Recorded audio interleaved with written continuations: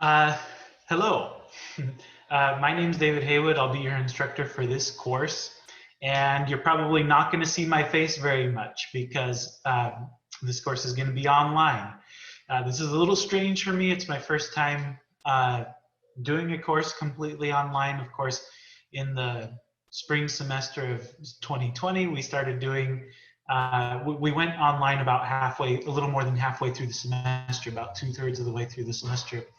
And so I've done a little bit of stuff online, but I've never started a course online before. So this is definitely a new experience, but I figured it would be good to at least start you off, kind of seeing my face, introducing myself a little bit. So this is what I look like. As you hear my voice in the lectures, you kind of have a feel for who's talking to you. So just a little bit about me. I have 3 kids and of course a wife. My kids I have twin girls who are 5 years old. They're going to be 6 in September. And then I have a son who is 4 years old and he'll be 5 in November. And my wife and I started our family really quick.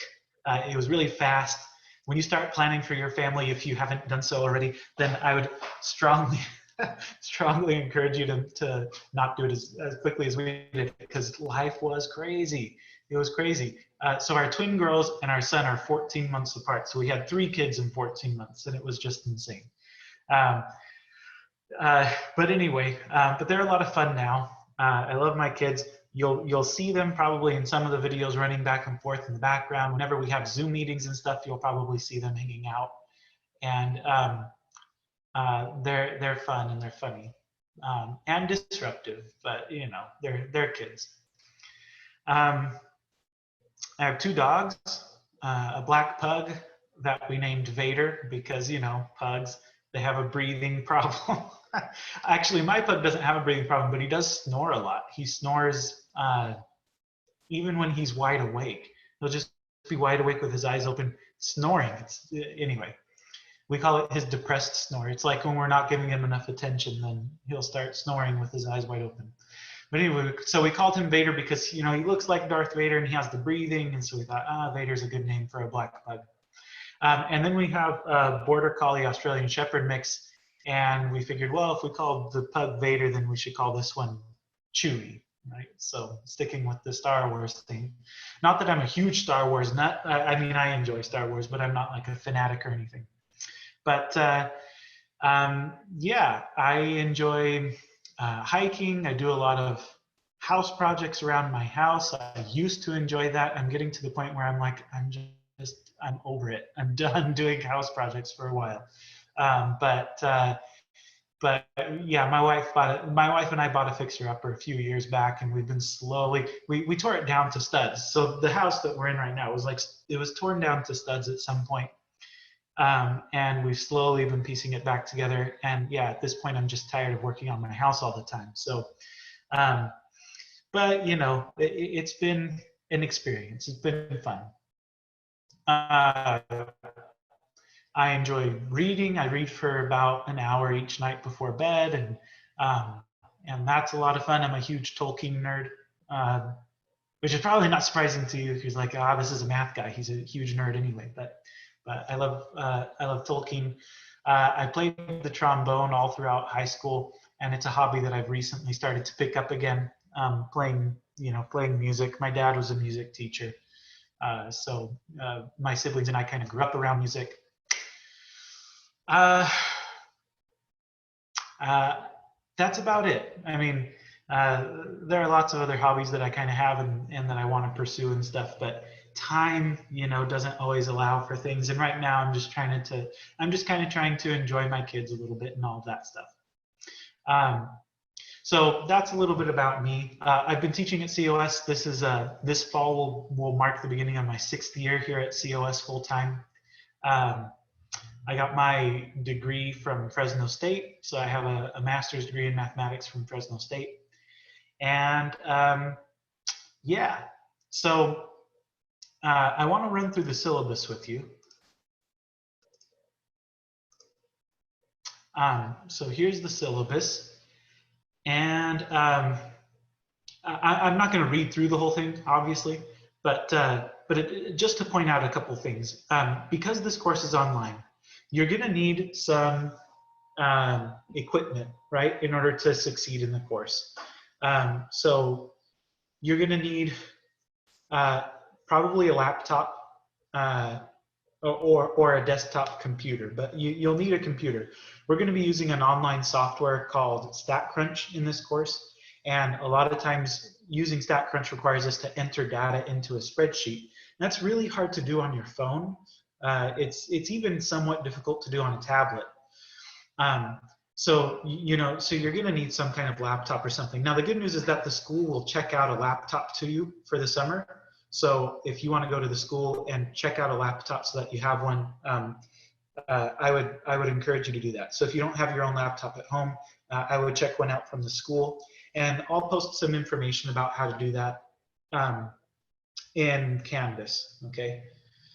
But in addition to having a laptop, you'll also need a way to write on documents that I post on Canvas. So that means that either you're going to need to be able to print the documents and then write on them by hand and then scan them back into your computer, or you'll need to have some kind of tablet or something that you can just write directly on the document without having to like print it off, right? Something like that. But you'll need a way to be able to write on documents so that you can submit tests and quizzes that I post on online. So if you're nervous about that, I would say, there are plenty of places that you can print stuff off if you don't have a printer. As far as scanning is concerned, you can turn your phone into a scanner. You can just download a scanner app and scan stuff on your phone.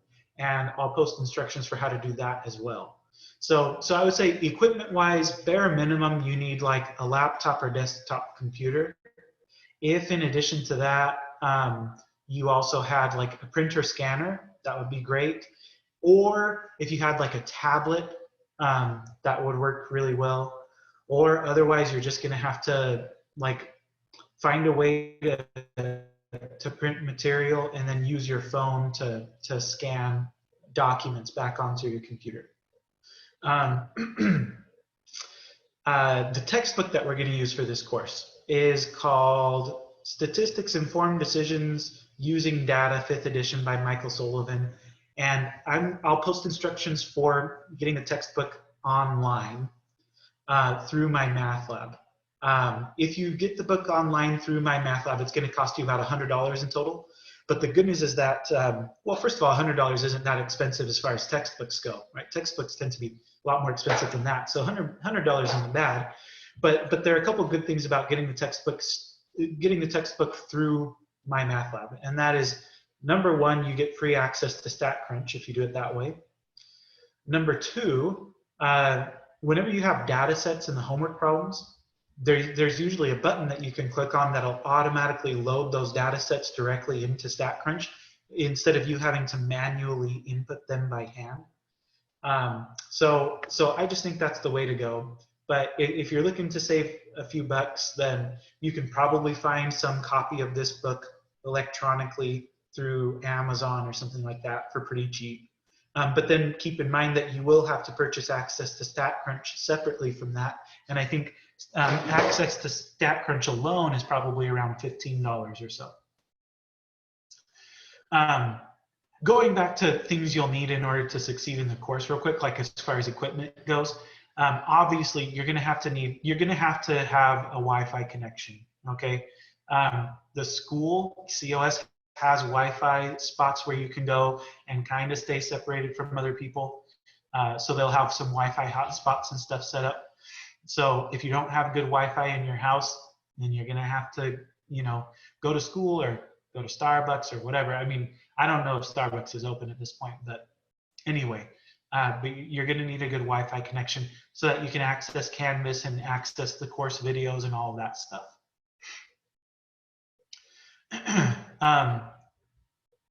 The main thing you're probably interested in is this stuff right here, how you're going to be graded and all of that, right? So you'll have homework assignments and quizzes and then tests and a project, okay? The homework is worth 15% of your grade, quizzes are worth 15% of your grade, and then each of your 3 unit tests is worth 20% of your grade each. I'm only going to collect homework 3 times during the course, so I'll collect it right before you take each of your 3 tests, so on the day of your test. You can turn in late homework for half credit. I wouldn't recommend it. I mean, the point of the homework is to help you do well in the tests, so there's no sense in turning in the homework after you've taken the test. Now, even though I'm only going to be collecting the homework 3 times during the semester, you should still stay on top of it. And a couple reasons for that. Number one, if you don't stay on top of the homework, you're not gonna, the information is not gonna enter your long-term memory. So like if you try to do all of the homework the night before the test, it might stay in there long enough for you to take the test, but then you're just gonna forget it all. And what's the point of taking a class if you're just gonna forget all of the information? It's a waste of your time. So stay on top of the homework. That's number one. Number two is that you're probably not going to finish all the homework if you do try to do it the night before the test. It's just not realistic. There's way too much for you to complete it all if you're trying to get it done the night before the test. But reason number three, and probably the biggest incentive for you to stay on top of your homework, is that you're going to have a daily quiz. Okay, so this is a summer class. 1 day of classes is like a week of normal classes. So yeah, you're going to have a quiz every single day of our summer class, except for on days when you have tests. And those daily quizzes are going to cover the material from the day before. So if you haven't done the homework from the day before, you're going to be screwed on the test, right?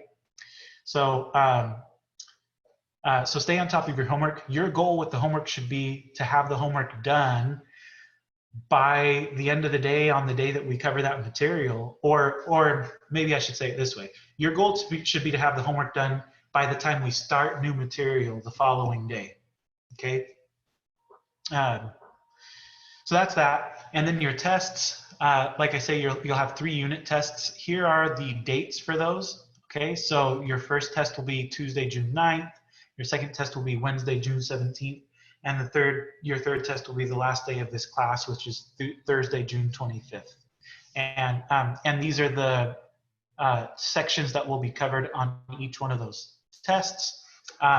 Your homework is due those days, so you should have these sections of homework done by your test dates and turn them in on your test date, which again, you'll do on Canvas. I'll explain that as we come closer to it. So that's homework, quizzes, and tests. Then you also have a project worth 10% of your grade, and I'll give you some more information about that as we come closer to it. By the way, as far as quizzes are concerned, I will be dropping, I may have said this already, but I'll be dropping the lowest quiz score from each unit of material that we cover. So right before test 1, I'll drop your lowest quiz score from the first unit. And right before test 2, I'll drop your lowest quiz score from the second unit, right, and so forth. And then just a little note about cheating, right? Don't cheat. Be honorable. Be an honorable person, okay? If I catch you cheating on an assignment, you'll receive a 0 on that assignment. That includes tests. You don't want to get a 0 on the test. You're almost certain to fail at that point. If I catch you cheating more than once, I'll drop you from the class. And you should know that academic dishonesty in any form is grounds for failing the class at least, and possibly being expelled from the school. So just don't do it. Don't cheat. Cheating is a lot easier to detect than you think. If you are working with a student on a test or a quiz, which you should not do in this class, but if you work with another student on a test or a quiz and you both make the same bizarre mistake on a problem, it's really easy for me to tell that either you worked together or you both got a solution from online somewhere. And I'm asking you right now not to do that. That will be considered cheating. So don't cheat. And that's that. I think that's all I have to say about the syllabus. Welcome to statistics. I think it's a great course. You're going to have hopefully you're going to have a little bit of fun with it. I'm going to try to make it as fun as I can. I wish we could be face to face, but we'll do the best under the circumstances. And I'll talk to you later.